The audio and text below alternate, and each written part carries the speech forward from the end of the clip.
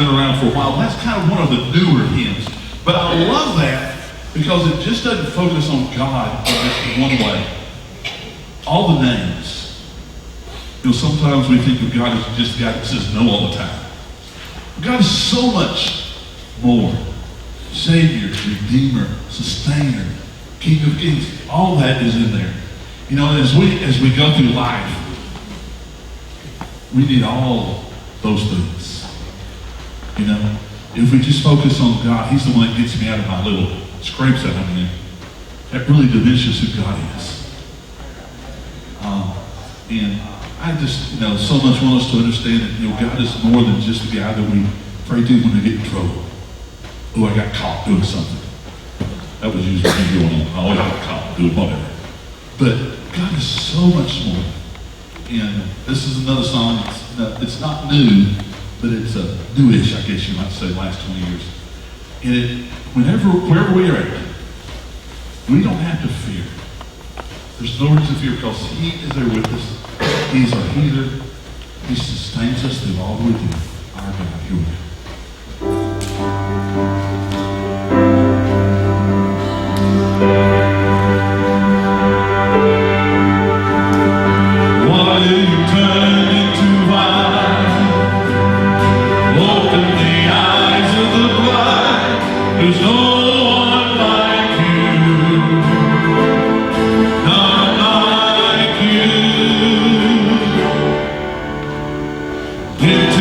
Power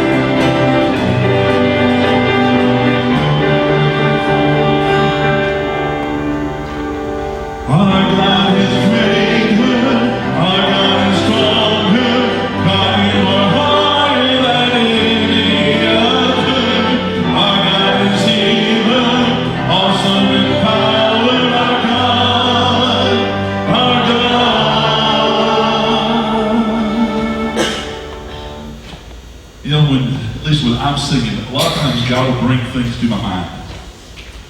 Not that I'm not focused on, but me and my girls, actually my wife, we took our little baby girl to a movie yesterday. My baby girl's almost 22. We were joking. And we went and saw the new Lion King. Okay. I'm sure everybody here has at least seen the original one. This one was okay. But I just thought of that, where it says, into the darkness you shine, out of the ashes we rise. There's a scene in that movie where it looks really bleak. And maybe your world is like that. But he says, out of the ashes we will rise. And I can't help but think of that picture. It happens twice in the movie, where the little cub is picked up for all the people. Imagine, if you will, for just a second, what it's going to be like for all the people, the redeemed of the world, when Jesus comes again. The incredible awesomeness of whatever you want to say about that time and that event. And it's going to be nothing but going to say, worthy is the Lamb that was slain. He has come to take his church. Let us stand and sing, worthy is the Lamb.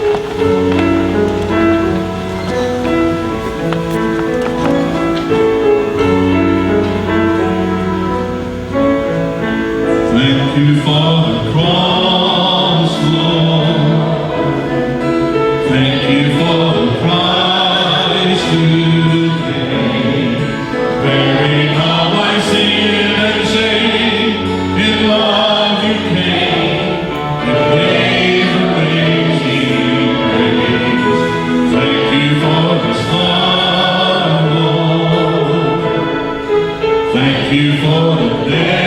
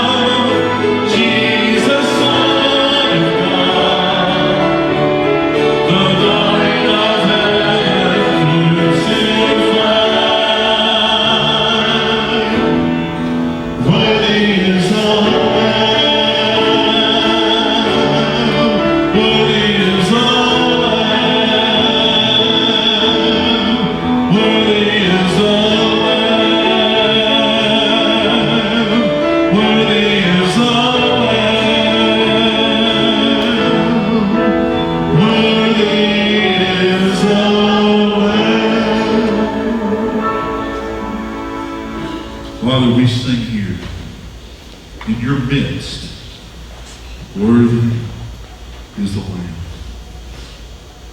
But Father, there's going to come a day when we as a church can sing right in your presence, in front of you, bodily. Worthy, worthy is the Lamb that was slain.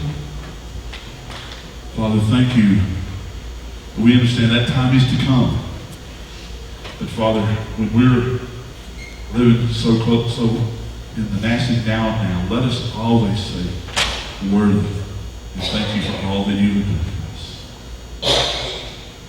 Father, thank you for your love, your grace, your forgiveness. Father, we ask as we open your word this morning, that love and that grace and that acceptance and that forgiveness and that redemption can be clear. We ask all these things in your name.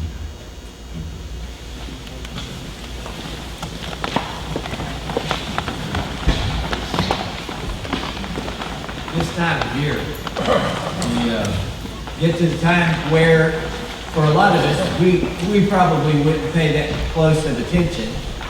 But for our students, everything's headed back toward, well, I don't want to say the word, I don't want to upset them. They know what I'm talking about. And as you go by the high school, you may have noticed that band's out there, they're drilling, and there's guys out there getting ready 2-a-days for football and all those kinds of things going on. When I was in high school, just toward the end of the Bronze Age, it's a joke, okay? Now, I wanted to say that as this introduction, I want you to kind of try to connect into the difference between what is the church, what is the kingdom of God. Now, I went to a large high school in Baytown, and in that school, I was in the band. And yes, a band nerd still to this day. I have a baritone in my closet. I don't play it often, but it's there. And so the band at Robert Lee had been first division in concert and in marching for centuries. I mean, never a two. Everything was number one, first division kind of stuff. Our football team was usually very good as well. But if you were in the band, there was a tendency not to spend just a lot of time with football players and vice versa. They kind of had their world, we kind of had our world. Our world was not as cool as theirs, but we were good with each other. And yet there was this reality that was there that we all wanted the others to do well. We wanted the high school that we were participating in to be known as one of those schools where, you know, football was great, and the band was great, and the choir was great, and if you don't watch out, the chess club is going to kick your hiney. I mean, you know, whatever you were in, we just wanted it to be excellent. We felt good about it when it was that way. And somehow, all of those little different organizations we might refer to as kind of being like a church, they were a part of a greater kingdom, and they were all making something happen for the greater kingdom purpose that was high school. Now, I've seen this and I'm from a large family. I have 6 kids and that sort of thing. And so in the family, same thing. There was the kingdom of Turner. And in the kingdom of Turner, you might have had your little group. I wasn't allowed to spend a lot of time with my older brother because for him that was one of the worst experiences that could possibly happen.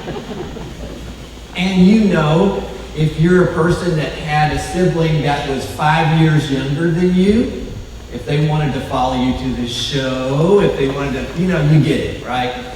Don't want them around, all right. But then I had a sister just younger than me, little brothers. We could play and do all these kinds of things. And so we had our